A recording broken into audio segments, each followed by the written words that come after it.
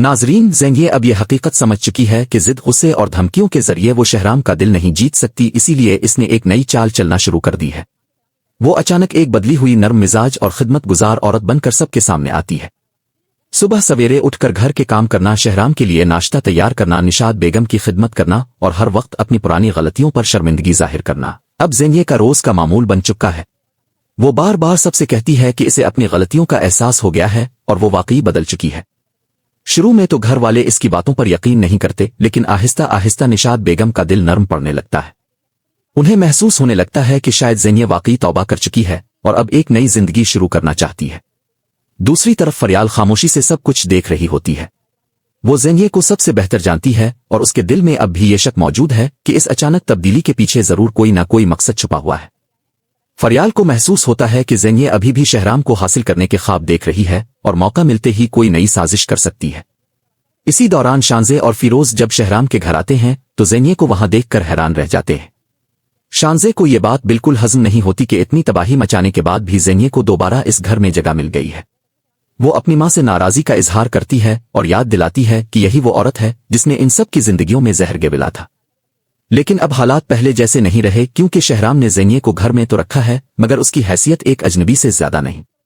دوسری جانب ایک دلچسپ موڑ اس وقت آتا ہے جب فیروز کی ملاقات دانش سے ہوتی ہے۔ دانش، جو زینیہ کی اصل حقیقت سے بخوبی واقف ہے، فیروز کو سمجھاتا ہے کہ زینیہ ہمیشہ سے ایک چالاک اور مطلب پرست لڑکی رہی ہے۔ وہ اسے یاد دلاتا ہے کہ زینیہ نے کبھی کسی سے سچی محبت نہیں کی بلکہ ہر بار اپنے مفاد کے لیے لوگوں کے جذبات سے کھیلتی رہی ہے۔ فیروز بھی اعتراف کرتا ہے کہ اس نے محبت میں اندھا ہو کر زینیہ پر بھروسہ کیا، لیکن بدلے میں اسے صرف دھوکہ ملا۔ دانش واضح الفاظ میں کہتا ہے کہ زینیہ کا یہ نیا روپ بھی ایک ڈرامہ ہو سکتا ہے اور سب کو محتاط رہنے کی ضرورت ہے۔ ادھر زینیہ پوری کوشش کر رہی ہے کہ کسی نہ کسی طرح شہرام کی توجہ دوبارہ اپنی طرف حاصل کر لے، لیکن شہرام کا رویہ بالکل مختلف ہے۔ وہ نہ اس کے قریب جاتا ہے، نہ اس سے کوئی خاص بات کرتا ہے اور نہ ہی اسے وہ اہمیت دیتا ہے جس کی زینیہ خواہش رکھتی ہے۔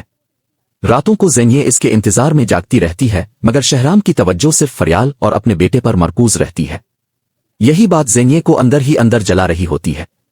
ایک دن شہرام صاف لفظوں میں اسے کہہ دیتا ہے کہ چاہے وہ کتنے ہی ڈرامے کر لے، اس کے دل میں محبت صرف فریال کے لیے ہے اور زینیہ کبھی بھی اس کا مقام حاصل نہیں کر سکتی۔ یہ الفاظ زینیہ کے لیے کسی زخم سے کم نہیں ہوتے مگر وہ پھر بھی مسکرا کر خود کو مضبوط ظاہر کرنے کی کوشش کرتی ہے۔ دوسری طرف فریال اب پہلے سے زیادہ محتاط ہو چکی ہے۔ وہ جانتی ہے کہ زینیہ اتنی آسانی سے ہار مانے والی نہیں، جبکہ دانش بھی خاموشی سے ایک ایسا منصوبہ بنا رہا ہے جس سے زینیہ کی اصلیت دوبارہ سب کے سامنے آ سکتی ہے۔ اب سوال یہ ہے کہ کیا زینیہ کی یہ نئی معصومیت صرف ایک اور ڈرامہ ہے، واقعی اس کے دل میں تبدیلی آ چکی ہے؟